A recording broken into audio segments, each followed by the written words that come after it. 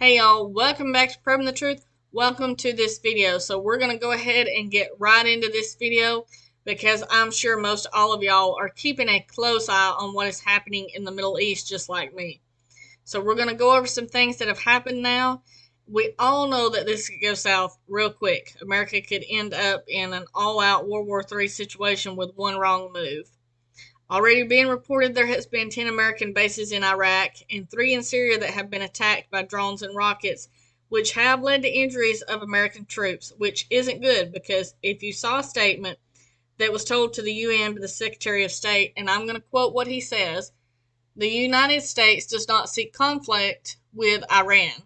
We do not want this war to widen, but if Iran or its proxies attack U.S. personnel anywhere, make no mistake, we will defend our people, we will defend our security swiftly and decisively. We already know that they are stating that Iran was behind some of this stuff that has happened, even though that they say that they cannot prove that and there's no evidence to it, but we already know that they have gotten the blame to it.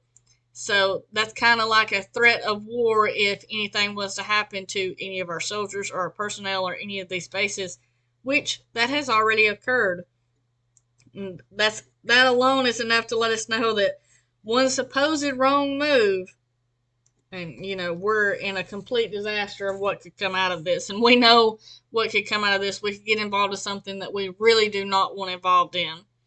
I'm sure at the same time y'all probably saw where Putin has released what they are saying aces from its sleeves by putting into service one after the other the 6th generation weapon systems, vertically upgrading the firepower. The country's strategic nuclear forces are now becoming supersonic, and it is a major problem for the U.S. Moscow will offer a strategic nuclear shield to both Iran and China in the case of Taiwan. So they are definitely moving around stuff, putting things in place, and pulling out the aces from their sleeves that most people were thinking that, Russia didn't have. But if you're smart and you're really up to date on this, you know that Russia has got some massive military. They're not throwing rocks and stones. They got plenty to work with. Also on Friday, Moscow put into service what they're calling the ultimate weapon of destruction. A weapon that, as Putin had stated during his official presentation, the USA and any other enemy of Russia will not have time to see it.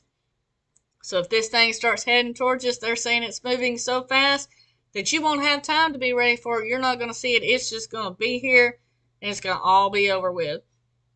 So that is definitely something that we have to take into consideration, be ready for, that this war happening will not be like any wars before, because there is some major technology involved and things that can be used, things that we probably don't even know exist that are still classified and haven't even been released yet, that if it goes down and it starts happening, we could get some real big surprises. So y'all be prepared for the possible worst case scenario, whatever that may be.